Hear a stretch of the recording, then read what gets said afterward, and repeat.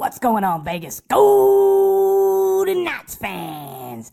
Welcome to episode 22 of the VGKbugeyeGuy Podcast. My name's Nick, and again, welcome. Well, this last week, our Vegas Golden Knights, they only played 3 games since the last podcast. Unfortunately, it was a utter disappointment, snooze fest, disgrace, terrible performance. I don't know what you want to call that matchup against the Los Angeles Kings last Saturday, but it sucked. It wasn't night hockey. And honestly, the Golden Knights just didn't show up. Now, I know some fans out there freaking out. It happens. This is professional sports. It's a long, long season. You're going to come across games like that. Trust me, I'm sure the coaches were all over them because the very next day we played the Dallas Stars back in the Fortress. Now, everyone was talking, Subban's probably going to play either against the Kings or the Stars because Fleury played the back-to-back last time. They're probably not going to do that again. Well, nope. Fleury played both games. Now, to their defense, the Kings game started at 1 in the afternoon, and then the Stars game started the following day at 6 p.m., so there was some time. But the bottom line, folks, is Fleury's been playing way too much. And I know all the other players have been playing a lot too, but goalies are different. Goalies need nights off. Goalies need rest. He's on pace to play 70 games right now. That is way, way, way too much. We got to give Subban a chance on this road trip and see what we got, because if he lays another egg or has another terrible performance, then we need to look to get another backup, whether we call up Dansk or the tough guy Legacy. And if you guys hadn't seen, the Chicago Wolves had a game a couple days ago. I'm not sure exactly who they were playing because I only saw the clip on social media. Legacy was getting messed with, and he straight up punched a dude. It was awesome. That's a tough goalie, and we love Max, right? I mean, who doesn't love a little Maxime Legacy? He came in and helped us last year. And you know what you're going to get with Legacy. The problem with most fans right now is everybody thought we were going to get the Subban from last year when Fleury was out. I don't know if his confidence is broken. I'm not sure what's going on, but it's not the same Subs. I honestly feel the coaches are going to play Subban on this current road trip, and then they're going to make a decision. If he plays great, good. Then maybe we can have a little confidence and throw him back out there. If he sucks again, then it's time to call up Oscar Dansk, Maxime Legacy, or maybe even look who's available on the trade. I don't know. The coaching staff, GM George McPhee, they're going to evaluate the situation because they know, just like the Bug Eye guy and just like most fans, Fleury needs a break. Can't play him every game. And I don't want to jinx anything, but what if Fleury were to get hurt? Then what would happen? So we really need to give him a break. We need to get a backup goalie. And sure, they don't have to play a lot. But on back-to-backs, that's really when you want a backup goalie to play. And they've had a couple, and we've played Fleury both times, but that can't be the long-term answer. That's not the long-term solution for the Golden Knights. So don't be surprised if we see Subs this weekend. So we played the Stars. Stars came back. The one thing that I really liked about the Stars game, and it was a tough game, it went back and forth. I like that Ryan Carpenter finally got his first goal of the year. Because Ryan Carpenter, that whole third line in general, has been the Achilles heel of the Vegas Golden Knights this year. When you're getting consistent contribution from the first and second line, and even the fourth line, and the third line's not really helping, they've had Lindbergh, Nosek, Eakin at the beginning of the season, Carpenter, Daniel Carr, Thomas Hika. I mean, it's been kind of a revolving door on the third line. It was good to see Carpenter get a goal. Lindbergh. I'm not a huge fan of Lindbergh, only because I think we have more talent on the roster to play in his spot than him. But to Lindbergh's defense, he's been playing hard in practice because since he got called back up into the lineup, he's been very, very aggressive, very hard-fought on the puck, playing good defense, good two-way hockey, and he has 5 points in 5 games. You can't ask for much more than that, right? So the second line has been really, really consistent once Eakin moved up into the center role, playing with Patches and Tuck. They've been putting up points. They've been gelling. That's good. Don't mess with the second line. Don't mess with the first line. Some people were saying that Reeves and, let's see what they say. They said Reeves and Carrier should switch out, depending on who they're playing, who the opponent is against that game, and move Carpenter down to the fourth line. So they want Belly, Carpenter, and either Reeves or Carrier. Well, here's the problem with that. The reason the fourth line is the fourth line is because of Reeves and Carrier. Sure, Belly's the captain of that line, and he's the quarterback of the fourth line, but don't fool yourselves, fans. Carrier is a hitting machine and plays with 110%. And then Ryan Reeves is, well, Ryan frickin' Reeves. You don't mess that line up. Until something happens, that stays together. So, why is everybody talking about this? Well, if you didn't know my last podcast, I mentioned Reed Duke. Reed Duke, first ever Vegas Golden Knight, got called up to the big show, never played. Lindbergh was playing good. He never played. They sent him back down on Monday, I believe. My buddy Dave texts me, he goes, "Hey, dude, they sent down Reed Duke, and they didn't call anybody up. What's going on?" And I'm going, well, I don't work for the team. I have no affiliation for the team, but I'm pretty freaking sure that they needed a roster spot for someone that's on the IR that's coming off the IR. And he texts me back. He's like, Stastny? I'm like, well, duh. They've been saying he's been practicing. He's been 100% participation in practices. He's making a crap ton of money. Hell yes, Paul Stastny's coming back. And he might come back as soon as this Friday, Podcast Friday, against the New Jersey Devils. Now, I'm not saying that's guaranteed, but it sounds like he's playing. If he's not going to play Friday, he's going to play Saturday against the Rangers. One of these games, he's getting back into the action. So people were talking, well, where should he go? Is he going to go to the second line and play with Tuck and Patches? If he had been playing all season, yes, that's probably where he would be slotted, but because the performance of Eakin, you don't punish Eakin because Stastny comes back. Stastny's only played 3 games for the Vegas Golden Knights. We really don't know what we got with Stastny. I mean, we do because he was awesome for Winnipeg and Colorado, but we don't know what we got. So where does he slot in? Well, duh. If he's a high-caliber center and the one line on your team that's struggling to be consistent contributors, you put him there, right? So, yeah, if Paul Stastny comes back, he's centering the third line. Now, the question is going to be, who's he going to play with? Is he going to play with Nosek and Carpenter? Or Lindbergh going to get to stay up because he's been consistent? I don't know. It's going to be an interesting decision for the coaching staff. I will tell you, I really do like Thomas Nosek, and I think Nosek would be better offensively if he was playing with better players. So maybe Nosek on the wing with Stastny playing center might actually help both of them. Although Nosek, dude, I like you. I know you're a tall guy, but you always get knocked to the ice. Last night in the Islanders game, oh man, dude, it's like you barely get touched. The wind blows and you fall over, dude. Come on, man. You got to hang out with Alex Tuck more. Tuck will teach you the skills of being tall and tough and physical, but I don't know. I was glad he scored against the Islanders. And then who's going to play on the other side? Lindbergh's a center, but he can play wing. I think you stick with Carpenter. As much as people don't like Carpenter because they say he doesn't contribute, he's just a ball of energy. I mean, he's kind of like Carrier. Those two dudes, if those two dudes played on the same line, the only thing is Carpenter doesn't hit as well as Ryan Reeves, but Carpenter with Stastny and Nosek, I think could be a special line. I think it could be a creeper line that most teams around the NHL wouldn't plan for and wouldn't really know what they're going to get until they got it. So that could be interesting. Either way, one of those guys, either Lindbergh, Carpenter, or Nosek, will be a healthy scratch once Paul Stastny comes back. So the third game since the last podcast was last night. I'm recording this on Thursday. Last night, we played the Islanders. Yep, the New York Islanders that has like 2 home ice arenas this year. And the Barclays Center that they played at last night was it's just a dumpy old NHL building. I mean, the seating arrangements is terrible. On one side, you don't even sit behind the goal. And then, I'm sure you guys are all aware because you watched the game, right before the start of the third period, they couldn't get the lights to come back on. All the players come out, and it's in the dark. Now, it didn't look that dark on most TV shots because they have the ability to make it look brighter. It's the magic of Hollywood, folks. But in the arena, it was freaking kind of dark, and the players are stretching and skating around and kind of BSing with each other, trying to stay prepared. And the announcers were even saying, they go, this could go 2 ways. You know, after you have this long, drawn-out delay, you can either come out really hot or come out flat. And they said it's usually a disadvantage for the home team and an advantage for the road team. I don't really believe that. I mean, honestly, both teams came out in the third period and played really good. It's just, we got the lucky break. They didn't. All right, folks, before I go into my recap of the 3 games that we had, I briefly want to go over the updated injuries for the Vegas Golden Knights. So, of course, Eric Hallo's still on long-term IR with a knee injury. And then Paul Stastny, he's still designated on IR, but it sounds like he's going to come back any minute. And there's a good chance he is going to play against the Devils or the Rangers. So those are the only 2 guys on the injury report, which is surprisingly good. I mean, just to give you guys a quick comparison. So everyone's talking about the Kings and how they're bottom of the basement. Then in Chicago are fighting for the bottom of the basement in the NHL. Let me just read off real quickly to you maybe why the Kings are in such a bad spot. Johnny Brodzinski's out with the shoulder on IR, no timetable for return. Jack Campbell, goalie, IR, knee injury, 4 to 6 weeks. Kyle Clifford, upper body injury. That was from Belly catching him in the head, possible concussion. Drew Doughty's out, expected to miss a couple games with the upper body injury. Carl Hagelin's out with the knee, placed on IR, 4 to 6 weeks. Ilya Kovalchuk, their big free agent signing, out 4 to 6 weeks. Trevor Lewis, been their rock for years. He's out 4 to 5 weeks. Alec Martinez, one of their good defensemen. He's been placed, has no idea when he's coming back in the lineup. And Dion Phaneuf is out injured day to day.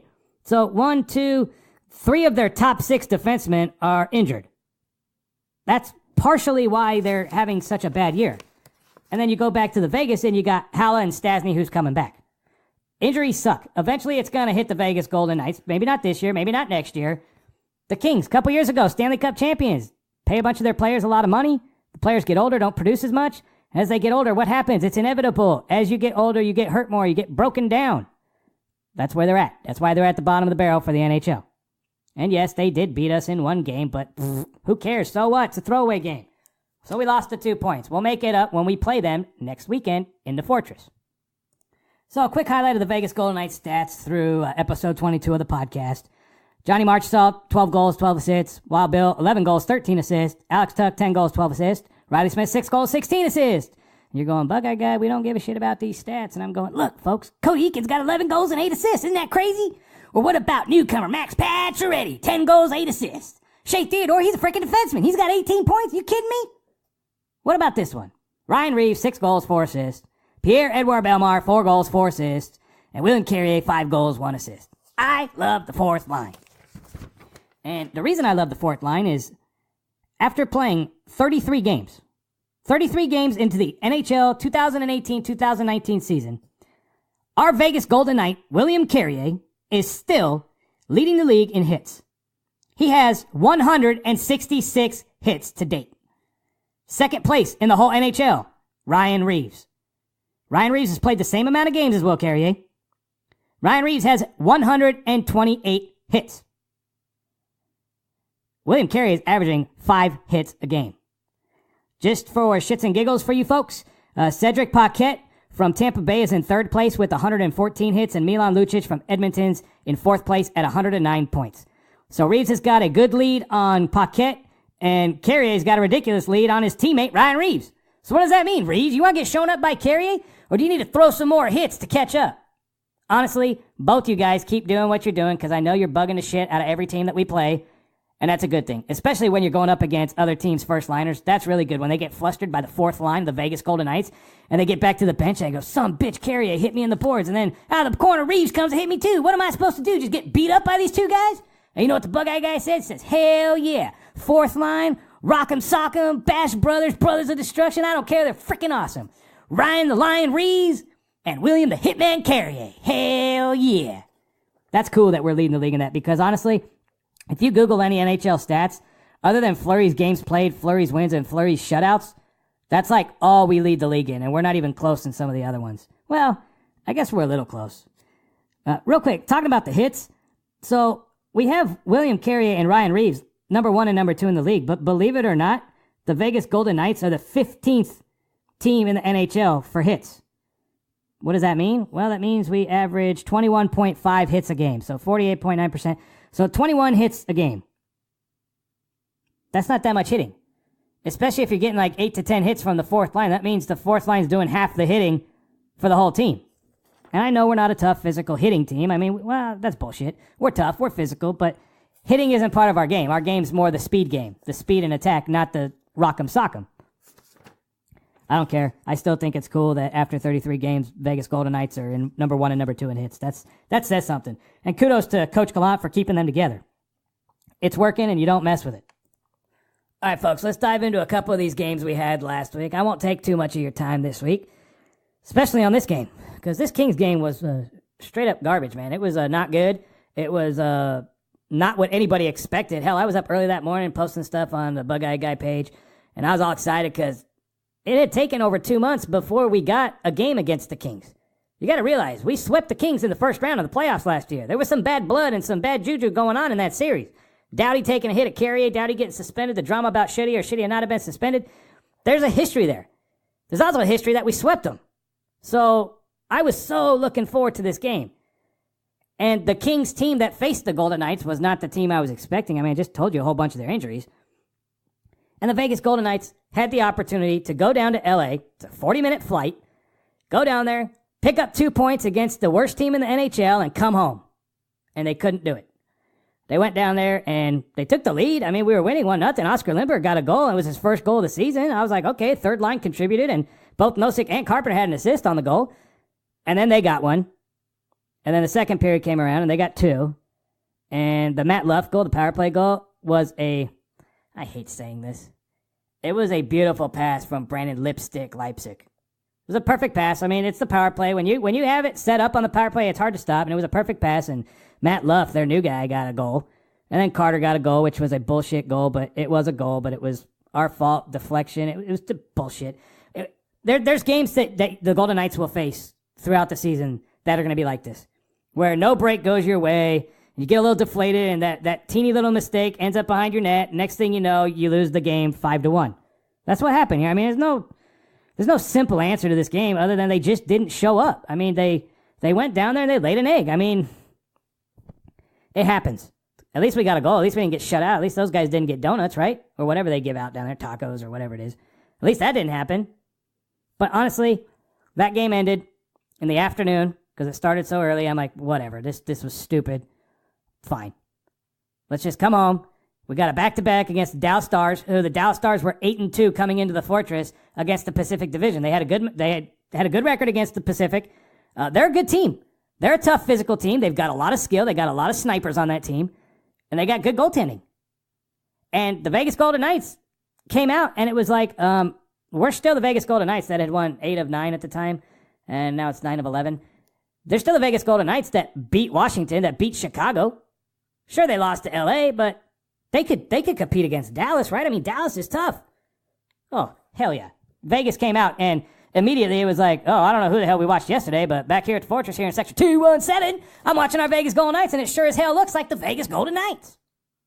Now, it could have just been the fact that I brought my brother to the game because my one daughter did not want to go, and my brother was like, hell yeah, I'll go to the Vegas Golden Knights. I love the Golden Knights. And usually when I bring my brother Casey, we score goals, and we win. And that's what happened here, so I'm not saying he's the lucky charm, but I'm bringing him to the Fortress next Thursday against the Islanders, just saying. So anyways, at the Stars game, you guys remember that debacle where we thought Dallas scored, like literally 1 minute into the game? Well, the Bug-Eye Guy in Section 217 did not get to see that play because some fan, some newbie, decides to get up and go get something to eat 1 minute into the game. And he looked at me because I was annoyed, like, is there a problem? I'm like, yeah, there's a problem. The fucking puck's in play. What the fuck you doing? Excuse me? I'm like, hockey etiquette, bro. Wait till the whistle, wait till the puck stops before you get up. Because you're getting up and walking in front of everybody, and at the Fortress, one person blocks 2 rows worth of views. You're blocking, and then next thing you know, everyone's cheering, and I'm going, you fucking guy, what the fuck, man? He walks off. I'm like, what an idiot. Come to find out, we got lucky and it didn't go in, and I'm like, whew, good. And some people are like, man, we almost lost our donuts 1 minute in the game. And I'm like, dude, don't talk about the fucking donuts, man. Newsflash. Don't talk about donuts until the game's over and we've won donuts. Otherwise, you jinx it. But honestly, at 6:29, Dallas scored a power play goal anyway, so we were down 1-0. I'm like, man, this sucks. Here we go again. I go, we come out, we play pretty aggressive, and they get the goal, and I'm going, how's this going to go? The King game was just yesterday, and now this game, but no. Ryan Carpenter, I said it earlier, got his first goal, and it was a hard-fought goal, and he knocked it in the empty net, and I was like, whew, yes, woo! 1-1, going into the first intermission. So I go outside, go talk to my buddies, go, man, that was kind of a tough game, but we're gonna be good. And everyone's like, what game yesterday? No one wanted to talk about the Kings game, which was kind of funny, but I'm like, dude, we got our ass kicked. Now we got to come out and defend. But either way, second period comes out. Wild Bill, gets a nice goal from Schmitty and Theodore. I'm like, hell yeah, we are back in this game. And then a little tuck, yeah. Now, I might have freaked the guy out earlier because about 3 minutes before Tuck scored, I look over to my brother, and he had a Tuck jersey on. I go, you know what? I'm feeling it, dude. I think we're going to get a little Tuck yeah here shortly. And their shift was over. I think the third line came out, then the first line. Either way, when Tuck's line came back out, Alex Tuck got a nice goal, assisted by Patches and Colin Miller, and I'm going, dude, we're up 3-1. We got this. And then power play in the third. Stupid penalties. Stupid penalties kill us all the time. Brady McNabb had a high-sticking penalty, 2 minutes, and then frickin' Essa Lindell frickin' got a goal. His 5th of the season from Spiza and Hiskinen. I'm going, man, here we go. It's 3-2. It's going to be tough. But I don't know if this is karma or just really bad luck. So if you guys don't know, the Bug-Eye Guy, if you see me at most games I'm going to have my Nabber jersey on, my Brady McNabb number 3 jersey. I liked him when he was with the Kings. I like him now on the Vegas Golden Knights. I think he's just a consistent player back there. Sure, he takes some penalties, but he's consistent. You know what you're going to get from Nabber. Later on in the period, Shea Theodore takes a double minor for high sticking. I'm like, hey, Golden Knights D-man, you got to keep your sticks down.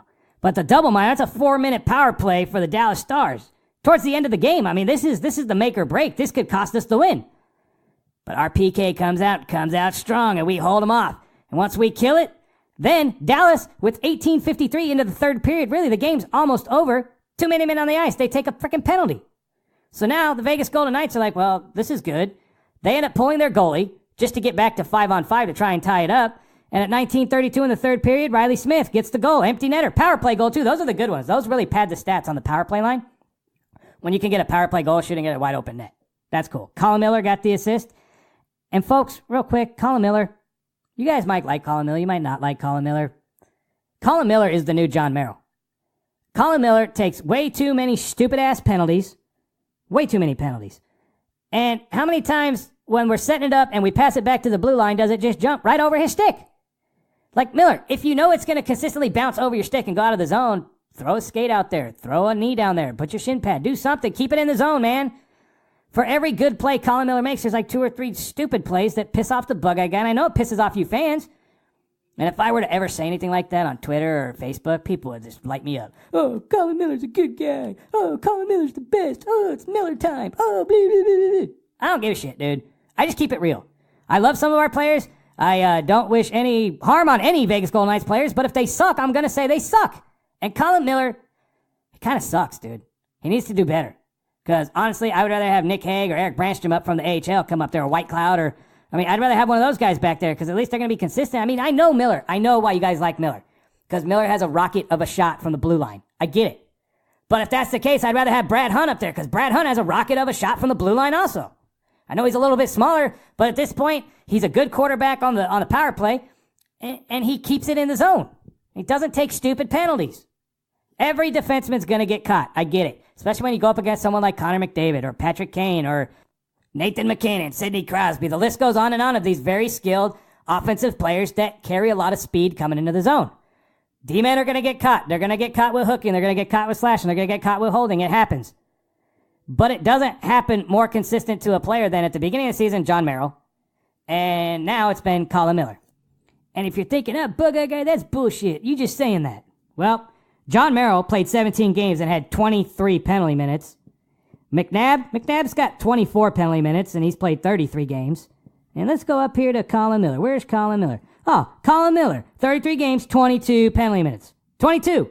So him and McNabb are pretty much right there, and Merrill is in the same boat, but Merrill played half the games. That's why I don't like Merrill, folks. And if you want to know who's leading the league in penalty minutes, of course, it's Ryan Reeves at 43. But you got to realize fights are 5 minutes. 10 minutes of that was a bullshit game misconduct against the Wilson bullshit. So really, whatever. And honestly, if you're going to say, trivia question, in the 2018-2019 NHL season, which Vegas Golden Knight led the team in penalty minutes? You'd be a damn fool if you didn't say Ryan Reeves. Obviously, you know what you're going to get with him. Look, the great thing about professional sports and being a fan of, the Vegas Golden Knights is everyone gets to pick their favorite player. Everybody gets to choose, for whatever reason, which player they want to follow the most. For the Bug-Eye guy, I like Will Carrier and I like Namber.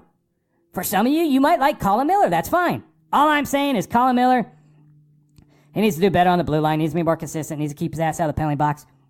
And usually when he takes the penalty, it's at bad time, which makes it worse. So, Bug-Eye guy's not a big fan of Colin Miller, wasn't a big fan of John Merrill, but you know what? Hey, he could change. He could play different, and then I would start to like him. But if he scores 5 goals in the next 5 games and then has a whole bunch of dumb penalties and loses it on the blue line, I'm still going to be pissed. Because just because someone scores a couple goals doesn't mean all of a sudden, I totally forgot about all the games you sucked, and now that you score goals, you're awesome, and I love you, Colin Miller. No, I'm not like that. That's not the Bug-Eye guy. So, the Vegas Golden Knights end up beating the Dallas Stars at the Fortress for the 3rd win in a row at the Fortress. Victory was ours yet again. We ended up winning 4-2. So then the Vegas Golden Knights are going, okay, we wrapped up this little LA-Vegas thing, now it's time to hit the road. Now they're heading to the East Coast. They're heading to New York Islanders, New Jersey Devils, New York Rangers, Columbus Blue Jackets before they head home. Well, some tough games with the back-to-back with New Jersey and the Rangers. The good thing is I hear the Vegas Golden Knights are staying in the same hotel because it's in such close proximity that they don't have to move, which is probably good for them. I've always wondered this. If I ever get the chance to interview some professional players, how do they do it? The Bug-Eye guy's got a bad back. There's no secret. I've had a spinal fusion. It hurts all the time, but it's better than it was. I have a bad back. Because I have a bad back, I'm very picky on the beds I sleep in. And when we travel, like I'm going out of town here shortly, the beds at hotels, you never know what you're going to get. And for professional athletes, I would imagine they have to be pretty comfortable. They got to play games like all the time. And sleeping in like a shitty hotel bed one night and then a really good one the next night, that would bug the shit out of the Bug-Eye guy. But I don't know. So the first game on the road trip was against, well, the New York Islanders, and they were playing at the Barclays Center. And the Barclays Center is a dump, like I said before. I mean, they couldn't even get the lights to work in the third period. But here's the other thing. The attendance for the game was 9,182. I mean, I don't even know how season ticket holders are treated there if they play at two different arenas throughout the year. Like, they get certain seats for one and not the other. I have no idea how that works. And honestly, they need to figure it out because that stadium sucks. It's a dump. Either put a bunch of money into it to fix it or move them somewhere else. So I don't understand what's going on with that. But the Islanders are coached by Barry Trotz, who was the coach against us in the finals for the Capitals. And I was listening to his pregame interview, and, he says they figured something out about Marc-Andre Fleury last year in the finals, and that's how they won. And I'm going, well, or you were just a better fucking team, but whatever, fine.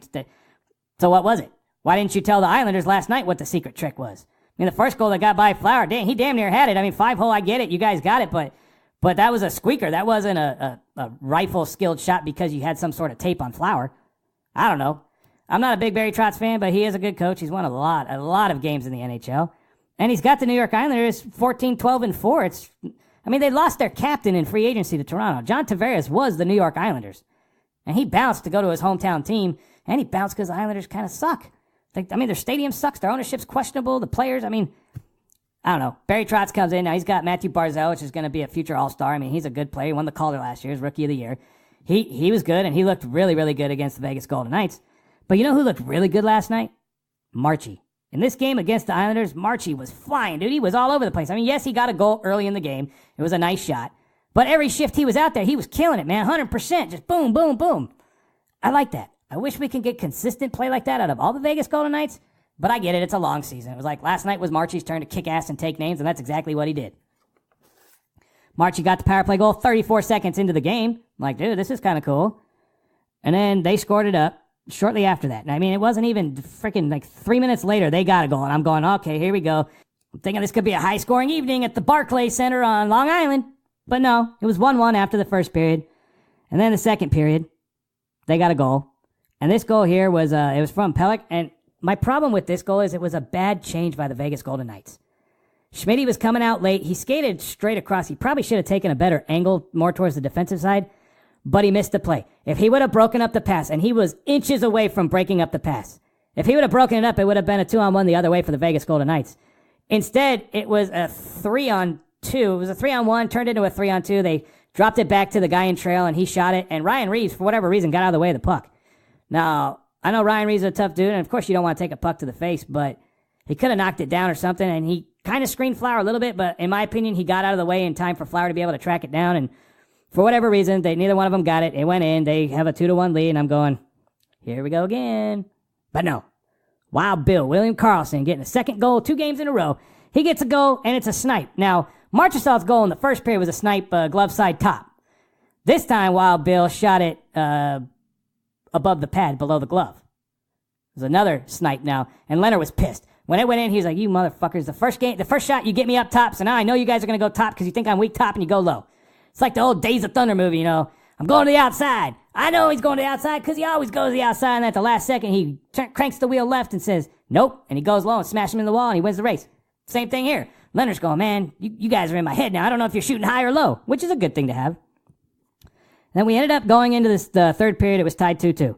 And then the whole light debacle. They couldn't get the lights to come on. 15 minutes later, they finally get them on. And Thomas Nosek gets a nice goal. Now, it was a tough, again, this is the third line. This is the second of 3 games. I'm talking about the third line. Lindbergh, aggressive. Carpenter, aggressive. Nosek comes in and cleans up the trash. The puck was loose. Leonard should have covered it. The defenseman should have tucked it under his pad, but they didn't do it. Whistle hadn't been blown. Nosek comes in and knocks it in the net. Ends up being the game winner. And they did pull their goalie, although they struggled getting Leonard out because we were so aggressive, but they did finally get him out. And they had a couple tough chances right at the end, but the defense came in, Flower came in, the Vegas Golden Knights get the first win on the road trip, 3-2 against the New York Islanders, and you can't really complain about that now, can you? So again, the next game coming up is Friday, Podcast Friday against the New Jersey Devils, and then Saturday against the New York Rangers. Those are going to be 2 tough games. Both games, I think the Vegas Golden Knights, if they play night hockey, can win. I think we match up well against those teams, but, it's the NHL. You never know what you're going to get. So quickly, after last night's game against the Islanders, the current Pacific standings are Flames first, Sharks second, Ducks third, Knights fourth. Knights have, 36 points. Nope, 37 points. Ducks have 39, Sharks have 37, and the Flames have 42. Why would because the Sharks haven't played as many games. Okay. Either way, as of right now, the wild card for the Western Conference, you've got the Golden Knights and the Oilers. So we are in a playoff position as we speak right now. As I'm recording this podcast, Vegas Golden Knights are in the playoffs. We are. We're in a wild card spot. And we're a point away from moving back up into third place in the Pacific. Over in the Central Division, you got the Preds, Jets, and Avalanche. They're all playing really good hockey. And really, the total Western Conference standings is Flames, Preds, Jets, Avs, Ducks, Sharks, then the Golden Knights. And all the way here at the bottom, you've got, in second to last place, the Chicago Blackhawks, followed by the Los Angeles Kings. So, quickly, I want to talk about the Blackhawks and the Kings because, well, the Bug-Eye Guy, I've said it many times, I used to be a Kings fan, and I still follow them. The Blackhawks and the Kings dominated the NHL from 2011 to, 2015. That's it. That's who won the Stanley Cup. Chicago, LA, Chicago, LA, Chicago. That was it. Those teams were tough, physical, highly skilled. They both had good goaltending. Believe it or not, they both had Corey Crawford and Jonathan Quick, who are still playing for the teams. They were good, and they were dominating teams. The problem is the NHL changed. The NHL went to more of a speed game, and it caught those teams off guard. Those teams also have salary cap problems. It happens when you win Stanley Cups, because when you win Stanley Cups, you re-sign your players because you think you're going to win the Stanley Cup the next year and the year after and the year after. And because you won the Stanley Cup, you end up paying your players probably a little bit too much money. You overpay. Sure, the next year or the year after, you don't really feel it. But year 3 into a 5 or 6 year contract and you're paying somebody $5.5 million for 12 goals and 20 assists a year is not really good value. It's not good return on your investment. Let me just give you an example. So the Blackhawks, they lost to the Vegas Golden Knights 8-3 in Chicago. After that game, now they'd beaten the Florida Panthers a few days prior to that, but they lost to us. Since that loss, they lost to the Winnipeg Jets, the Nashville Predators, Calgary Flames, Anaheim Ducks, Vegas Golden Knights again. Those are all the top teams in the Western Conference. Then they lost to Montreal and Winnipeg again. They lost 8 in a row. Finally, Wednesday night, they beat, surprise, surprise, the Pittsburgh Penguins 6-3. So at least they snapped the 8-game losing streak. But they fired their coach, which was dumb. They should have fired their GM. They've got an old roster. They don't have much salary cap room. These are the dark years for the Chicago Blackhawks. These are the dumpster fire years of the Chicago Blackhawks. Every team has to go through this. You got to go through a couple years of really bad. The good news is you get some high draft picks, and then you can build up your farm team, and then you can eventually come back and be good again. But right now, Chicago Blackhawks, sorry. Just to show you how fickle the NHL is. Remember a few podcasts ago when I was talking about the Buffalo Sabres, how they were lighting it up, tearing it up? They won 10 in a row. They won 10 games in a row. Well, after they won those 10 games, and I talked about them on the podcast, they lost to the Lightning, they lost to the Panthers, they lost to the Predators, they lost to the Maple Leafs, they lost to the Flyers. They lost 5 in a row since I talked about them on the VGKbugeyeGuy Podcast. Surprise, surprise, they finally got a win. Who do you think they beat? They beat the Los Angeles Kings. Now, sure, it was in overtime, but still, they got the win. They got off the losing streak. And I wouldn't brag, Buffalo Sabres, because you beat the Kings. And I know they beat us. It's one game. But Buffalo, you won 10 in a row. Then you lost 5 in a row. And then you're all happy because you finally win against the Kings. Let's see how you do Thursday against the Arizona Coyotes. Or let's see Sunday against the Washington Capitals. Then we'll see how you really are, Mr. Buffalo Sabres. I already gave you guys the trick. I already told you guys how to be good, how to play night hockey. You got to give 110% for your teammate. You got to throw it all out there on the ice. You got to have a little bit of skill, and you got to have an awesome goalie. That's it, Buffalo. Just to give a quick comparison between Chicago and LA. Let's see, LA, they beat the Oilers. Then they beat the Canucks, and it was their first 2-game win streak. Then they lost to the Oilers, lost to the Flames, beat the Hurricanes, lost to the Coyotes, lost to the Devils, beat the Vegas Golden Knights, lost to the Red Wings, and then lost to the Sabres. So they're 1-2, skip a few. Is that how you say it? Like lose, lose, win, lose, lose, win, lose, lose, win. Well, if that's the pattern, then Vegas, sportsbooks, odds makers, they should win. The Kings should win their next game. But they're playing the Columbus Blue Jackets. Yeah, they're probably not going to win that game. But if the patterns worked, they're on pace to get the W against the Columbus Blue Jackets this Thursday. Actually, if you're listening to this podcast on Podcast Friday, last night, I wonder if they won. I don't care. I'll let you know next podcast if I remember, but I probably won't. So Google it. Check it on your sports app. All right, folks, I know a lot of you guys that listen to the VGK Bug-Eye Guy podcast don't actually live in Las Vegas, and that's cool. But Las Vegas has these custom Vegas Golden Knights license plates. I talked about it in a few podcasts. You know, people are getting custom ones. People are complaining about the number they have. But someone posted on Facebook the other day, quite possibly the best license plate I've ever seen. I don't know how Nevada DMV let it get by, but as soon as I saw it, I instantly knew what it meant. I started laughing my ass off. It was funny. I took a screenshot, texted some of my buddies, said, this person's awesome. I can't believe they got this through. So these license plates, and you can go on social media, and you know what, go to VGK Bug-Eye Guy, and I'll post a picture of one. It's black, it says Nevada at the top, and on the left-hand side, it has the Vegas Golden Knights shield. And then this person's license plate said AGINA. Agina, I guess? Some people, Agina? I don't know. I don't know what they wrote in there to get the DMV to buy off on it. But clearly, there's a big V in the Golden Knights logo. You can't miss it. So it's really VAGINA. Their license plate says vagina. How freaking funny is that, dude? Oh, man, that shit had me dying, dude. And people see it around town. They try and take a picture and go, oh, I saw the vagina car. To me, that's funny. I can't believe Nevada let that through. But you know what? Sucks to be you, Nevada. That shit's funny, and I like it. So before I get into my rant for the week, I want to talk about Brayden McNabb. For whatever reason this year, Brayden McNabb is the Pierre-Edouard Bellemare of last year. Now you guys are thinking, Bug-Eye Guy, what the fuck are you talking about? Belly's a center and Nabber's a D-man. I'm not talking about their play. I'm talking about the fact that last year, every bad break, every puck hop, every high stick, all ended up somewhere in the vicinity of Pierre-Edouard Bellemare's face.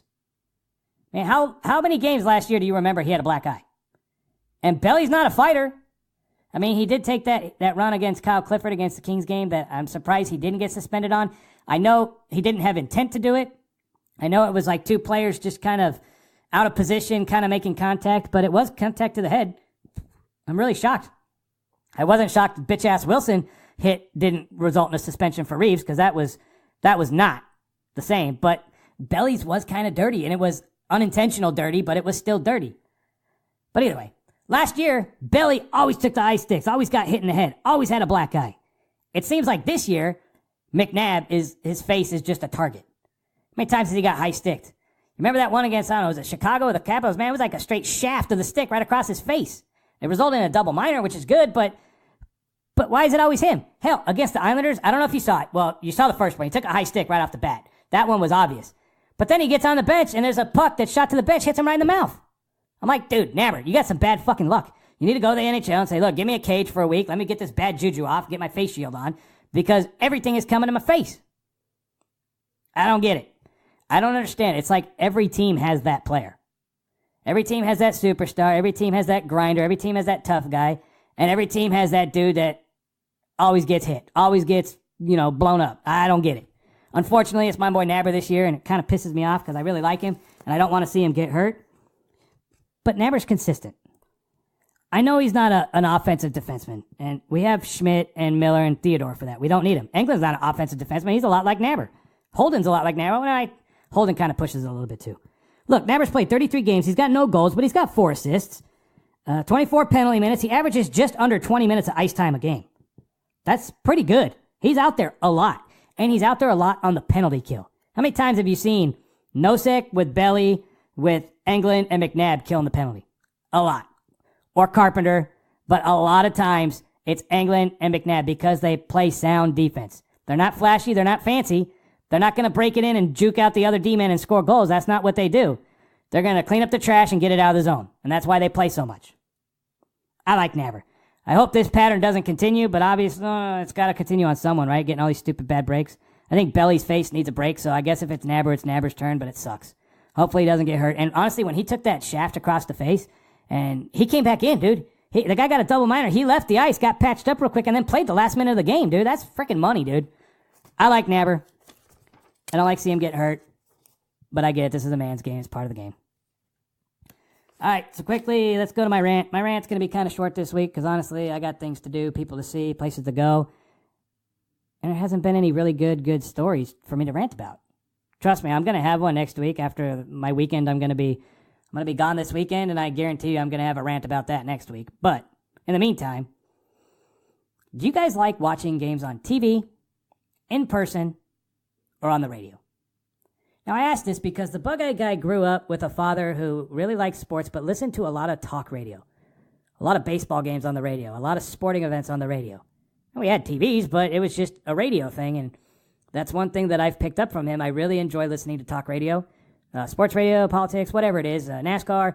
I can listen to a baseball game, a football game, a hockey game, a stock car race on the radio, and I can get enough of an understanding of what's going on to understand the game. But I was born that way. I was raised that way. A lot of people don't like listening to on the radio. A lot of people like watching on TV. Now, the difference between TV versus, say, in person, a lot of stuff happens on the ice that you don't see on TV. Depending what camera angle they have, they're usually on the guy with the puck. And then, of course, you've got TV timeouts where there's all kinds of stuff going on the ice that you don't really see. For instance, did you guys know that when the Vegas Golden Knights come out for the second and third period, they don't do it in the first period, but when they come out in the second and third period, who's the first person to come out? The goalie, right? Who's the second and third? Usually it's Carrier and Reeves. And if you ever get a chance to see it, you're going to know what I'm talking about. Carrier immediately when he comes out, or Reeves, usually it's Reeves first. Reeves comes out and he doesn't get on the ice. He goes straight to the bench, and then Carrier follows suit and gets on the bench. And then they both slide at each other and like smash into each other on the bench. I tried to get video of it because I explained to my wife, and they did do it at the Dallas game, but it wasn't like an over-the-top crash. It was just kind of a bump shoulders. But I've seen it where they've like smashed into each other, like they're getting that extra hit in to get them fired up to go crush everybody on the ice. You don't get to see that on TV. You definitely don't get to hear that on the radio. There are some advantages to watching in person versus on TV. Here's the huge disadvantage. Close calls, close plays. Dude, I don't mind sitting in 217. I love section 217. I love it. But I can't watch the replays. If they don't show it on the Nitron, if it's a questionable call, they will not show it on the Nitron, so the refs can't see it. That's home ice advantage. But at home on TV, you got a close-up look. You know if it's offsides because they're going to zoom all the way in and show you. It's kind of challenging for us to see it in person. Now, is it cool to watch the game on my couch versus at the Fortress with 18,000 people? Of course, that's no comparison. But there's a lot of times that the Bug-Eyed Guy likes to watch games on the couch, at home, relaxing. And going to the Fortress is fun. Don't get me wrong. I'm there a lot. I got season tickets for a reason. But having to fight the crowd, having to fight the traffic just to get to T-Mobile, having to walk all the way in there, having to fight all the people, watch the game, then the game's on. You got to pay $16 or $15 for a beer, like $12 for a cheeseburger, $5 for a soda, $6 for a bottle of water, $5 for a bottle of water, or $6. I don't know. It's one of the two. And they take the cap with you, which, as I know, if you go to the Fortress, you better bring a Dasani water bottle cap if you're planning on getting water. Otherwise, they're going to take the cap away, and then you might spill it, and then you waste like $6 worth of water. And if you plan on getting one of those posters that they give away at every game with the player of the game, bring a rubber band or a hair tie or something so you can roll it up and put a rubber band on it and then put it behind your seat so it doesn't get smashed up. And make sure you remember to take it with you after the game. But I like watching games at home. I mean, the Fortress is cool, don't get me wrong, but home games, I'm not a big fan of watch parties. I'm not a big fan of watching sporting events at bars either. I would rather be at home than with a bunch of fans of the other team, or I'm just not a fan. I don't like it. I'm not going to watch a CNA. I'm not going to go to CNA and watch the game on the big screen. I'd rather watch it on my TV at home. So, I don't know. Anyways, I like radio. I like TV. I like in person. All three of them are viable options depending on what's going on. I don't mind either one. The thing I do mind is having to watch a Vegas Golden Knights game without our announcers. And you're going, what are you talking about, Bug-Eyed Guy? Is it just because you like Dave and Shane? I go, no. I mean, they're good, but... And I really wish Eric Lacroix was back on the pregame and the postgame. Those guys, no disrespect to May, but they just don't have the chemistry. Their stories suck. It's not working. I don't like it. I don't watch it. It's sad. I used to always watch the pregame and the postgames, but I watch a little bit of the pregame and I fast forward some, and I don't watch much of the postgame because I don't want to hear those two talk. Sorry. That's the same feeling that I get when the Vegas Golden Knights play on a national network like NBCSN. Now, last year, I ranted a lot last year about the stupid pundits. The stupid pundits and the stupid announcers, and they were all over the Capitals, and they were on the stupid Winnipeg Jets. It's like they doubted us against Kings, they doubted us against Sharks, they doubted us against the Jets, they doubted us against Capitals. I get it. The pundits suck. They didn't expect us to be good, and they didn't know how to react. Now fast forward this year, and we struggle at the beginning of the year. We didn't have Alex Tuck. We didn't have Cody Eakin. We didn't have Paul Stastny. We didn't have, newsflash, Nate Schmidt, one of our best defensemen for 20 games because of a bullshit PED test. And the pundits were like, oh, yes, finally, we can go back to bashing the Vegas Golden Knights. They shouldn't have been good last year because they were expansion and they shocked us. But now they're playing like a real expansion team and they're struggling, so we can bash them. And then all of a sudden we win 8 out of 10 games and they're like, oh, what do I do? Well, my big rant is having to listen to these broadcasters that are so biased. Now, I know this is sounding bad from the Bug-Eye Guy because I'm a Dallas Cowboys fan, and I love Joe Buck and Troy Aikman. I love when they announce Cowboys games. And I know why, because they're biased to Dallas. But in hockey, here's the deal. When the broadcasters on the national broadcast don't even know some of the Vegas Golden Knights players' names or can't pronounce their names or call them one name when that player's clearly on the bench, that bugs me. I don't like that. And I don't like, it's kind of like disrespectful. It's like, well, they're just an expansion team. No, that's bullshit. These are NHL players. This is the NHL, the best of the best in professional sports and hockey. Figure out how their names are pronounced. It's Marchessault. It's Carlson. It's Schmidt. It's Miller. It's McNabb. It's Holden. It's Pacioretty. It's Tuck. It's not that difficult to pronounce their names. So figure it out. It's disrespectful to screw up their names. And the reason it's disrespectful is because you're not doing it against the other team. Do your research. I know we've only been around a year and almost a year and a half. It's time, broadcasters. And don't be biased. You're on a national broadcast. Don't choose sides. Don't be so blatantly obvious that, oh, they're getting all the calls. And no, just call the game as it is. If you listen to the pundits right now, they are all over the Anaheim Ducks. All over the Ducks. Oh, the Ducks. Well, they're Flames too, and the Flames deserve it. Although you don't hear a lot about real deal James Neal. Calgary is tearing it up, and James Neal is not part of the plan. It's just not working out. I would say I feel bad, but dude, you left for not that much money, and that's on you. And you got what you got, James Neal.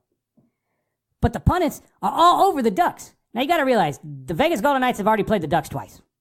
And we beat the shit out of them both times. Wasn't even close. I'm not afraid of the Ducks because the Vegas Golden Knights match up well against the Ducks. Sure, they're playing good right now. Sure, they're getting a little bit healthier. They just lost their backup goalie Miller 4 to 6 weeks. So let's see how they do playing Vegas Golden Knights style, running Gibson every single game. Let's see how that works out for them. But either way, the pundits, they pick these teams and they run with them. Tampa Bay, Toronto, Pittsburgh. It's like even when these teams are struggling, but they'll be all right. They always have an excuse for why they're struggling. But with Vegas, it's like, we have an excuse why they're doing good. Like they shouldn't be doing good, but we have an excuse. Well, they're doing good because no one knows them. Or, oh, they're doing good because no one expected them to be that good. Or, oh, they're doing good because Marc-Andre Fleury. Well, excuse. Bullshit. It doesn't matter. Just call it fair. Call it down the line if you have to. If you want to be a little bit biased, that's fine, but don't be blatantly biased. And if you guys love or hate Jeremy Roenick's a perfect example. Deep down, I think Jeremy Roenick likes the Vegas Golden Knights.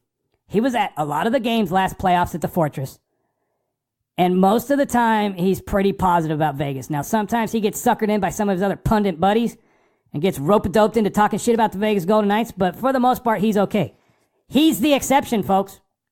There's not very many of them out there on the national stage that show Vegas a lot of love.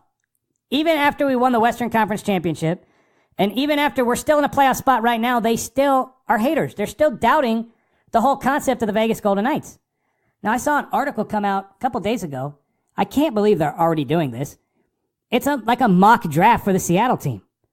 And the very first article that I read about it had Tyler Toffoli coming from Columbus or some Eastern Conference team. And I'm going, Tyler Toffoli plays on the Kings.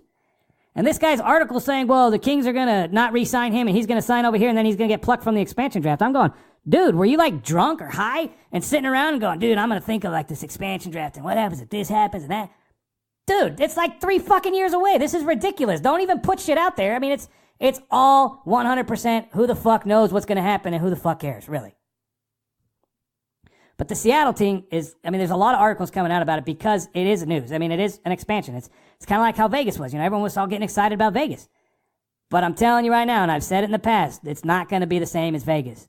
The other NHL squads are not going to fall for the tricks that George McPhee pulled.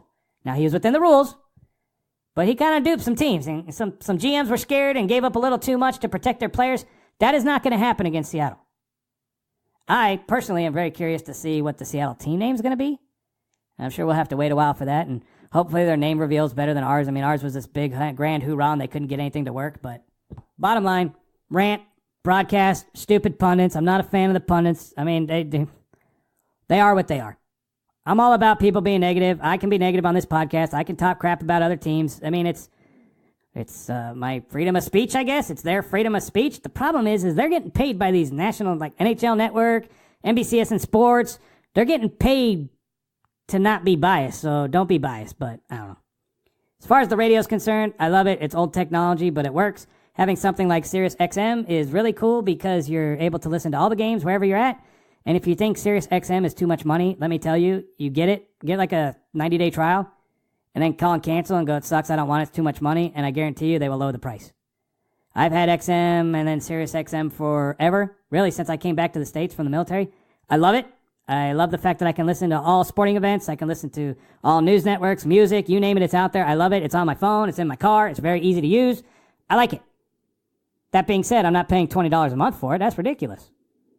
I think I pay like $50 every 6 months, and I get it in my car and on my phone, the internet package or something. I don't know. It's awesome. Either way, just say, no, I want to cancel. No, I want to cancel. No, I want to cancel. And eventually they're going to give you a price that you can't turn down. You're going to be like, okay, fine, I'll stay. Sirius XM. Cool. And then, of course, going to a game at the Fortress or going to a game at a opposing team's arena on the road. There's really nothing better than going to a hockey event live. Hockey is a different sport. Football's fun. I like going to UCLA games or Dallas Cowboys games. They're fun. There's a lot of people, but hockey's different because the arenas are smaller and the people are kind of on top of each other and it echoes and it's loud and it's just different. It's a cool environment. As a season ticket holder, I've met a bunch of really cool people and really good fans that we hang out every game. We meet up, we talk how the games went before, and then we meet up first intermission and we debrief and bullshit, and then we go back in, then we come back for the second intermission, and we're either really excited or like, oh, fuck, what happened? And then we go home, and then we see each other at the next game. I really like it. If you haven't had a chance to go see a game at the Fortress, I was kind of a dick in the last podcast, go. Do what you got to do. Save up your money, figure it out. At least go to a game. Watch the prices. I'll be perfectly honest. I sell my tickets for the games that I don't go to for not much over what I pay. I make a little bit of money, but it's not much more than what I pay. Because I'm not here to make money. I'm not a ticket scalper. I go to most of the games. Most of the games that I'm selling is because I'm not bringing my kids to the game because it's a school night and I'm a good parent. And good parents let their kids stay home and study and do homework while the parents go off and watch NHL hockey. It's just how it is. I love the Fortress. Do what you can do to go. In fact, the next home game is next Thursday against the New York Islanders. The VGKbugeyeGuy wife got tickets from her work for some of her employees. They're going to be sitting down in the lower bowl. Now, the Vegas Golden Knights are funny because there's fans out there that will only sit in the lower bowl because the I don't know, higher class people sit down in the lower bowl. I don't know. I mean, I like the upper bowl. I mean, I'm not that much higher than the back of the lower bowl, and I get 4 tickets for the price of 2. To me, that's simple math, and I like the people I sit with the exception of Ed, who hasn't been to a game all year. He's still a douchebag, but Ed, if you're listening to the VGKbugeyeGuy Podcast, man up and show up to section 217 and apologize to the Bugeyeguy guy. Otherwise, I'm going to continue to talk shit about you on the podcast because you're a ginormous tool bag. But I like the upper section. It's fine. I can see good. It's steep, so it's a good view. T-Mobile was built with hockey in mind. There's not really a bad seat in the house. Hell, even if you're up at the Hyde Lounge, which is above the upper level, you still see the game. I mean, they look like ants, but if you go to like Staples Center in LA and you sit in the upper deck, I'm talking the upper deck, it's hard to see. In T-Mobile, our upper deck is equivalent to the second deck at, say, Staples, maybe United Center in Chicago, because we're not that high up. It's steep, but not that high. And in my section, I can see everything. I can see the benches for both teams. I can see both goals. I mean, I guess technically on the north side of the arena, right at the bottom in front of me, I can't really see up against the boards, but whatever, I can see the players. I like it. I like sitting a little bit higher. Hell, when I used to go to the Wranglers games, I used to sit center ice almost towards the top so I could see everything. I like this advantage better, being in the kind of the corner so that I can get I don't know, I just like it. It works out good for me. I'm on the aisle, which I love. I love that I don't have to worry about people on both sides of me. I mean, I like it. I like going to watch professional sports, especially hockey. I enjoy it. My wife enjoys it. My one daughter enjoys it. My other daughter doesn't enjoy it, but that's cool. She doesn't have to. She just has to go if I don't have a sitter. Whether you're listening to the Vegas Golden Knights or any professional sports team on the radio or on the television or in person, just enjoy the fact that you're watching or listening to the game. Have a good time. Enjoy it. Sports are there to take all the bullshit that we deal with during the week, whether it's work or family or drama or whatever it is. For 3 hours, the Bug-Eye Guy can forget about all that shit and just focus on a game. That's it. Focus on a game. I enjoy it. Sundays, I watch football, mostly just the Dallas Cowboys and then some Red Zone channel on in the background, and I'm doing whatever, and I just kind of catch glimpses. Hockey games, I watch the whole game. Even if I'm gone and can't watch it, I will eventually watch the game. Now, sure, I'll fast forward to the commercials and stuff, but I just enjoy it. In the last 10 years, I couldn't tell you how many hockey games I've watched. 1,000? Probably more than that. And I don't remember every game, but at that moment, it takes the Bug-Eye Guy out of the bullshit in the world, and I get to just relax and focus on a game. And as much as I talk shit about players, or I say one's really good or one's really bad, or if I'm negative or positive, at the end of the day, this is just a game. Hockey is just a game. And every game out there has rules. Yep. Football has rules. You can't run across the line too early, otherwise you're offsides. If you move early, it's a false start. In hockey, hey, if you cross both lines, it's an icing. Or if you go across the blue line before the puck goes across, it's offsides. There's rules out there for a reason. As a fan of professional sports, you only have 2 jobs. 1, know the rules to the game you're watching. And 2, don't stress, relax, have fun. Now, I throw in don't stress, and then you guys are laughing, and I'm going, yeah, I know, because I stress my ass off when we're down 3 points or we're down 2-1 in the third with not much time left and we pull our goalie. That's stressful. I get it. And when my professional sports team lose, whether it's the Vegas Golden Knights or the Dallas Cowboys or the Lakers or Dodgers or whoever it is, Kings back in the day, I felt kind of crappy after the game. Like, it affected me personally, and it's just a game. Really, it's just a game. I mean, I didn't play the game. I just watched the game. How did I just watch these grown men or women or whatever sport we're talking about? How did I just watch these people on television or in person or listen to them on the radio, and then once it's done, I'm mad or I'm upset? What do I really have to be upset about? I don't know. I mean, I'm a diehard fan, and I take losses personal. There's thousands and thousands and thousands of fans out there that feel the same way as the Bug-Eye Guy.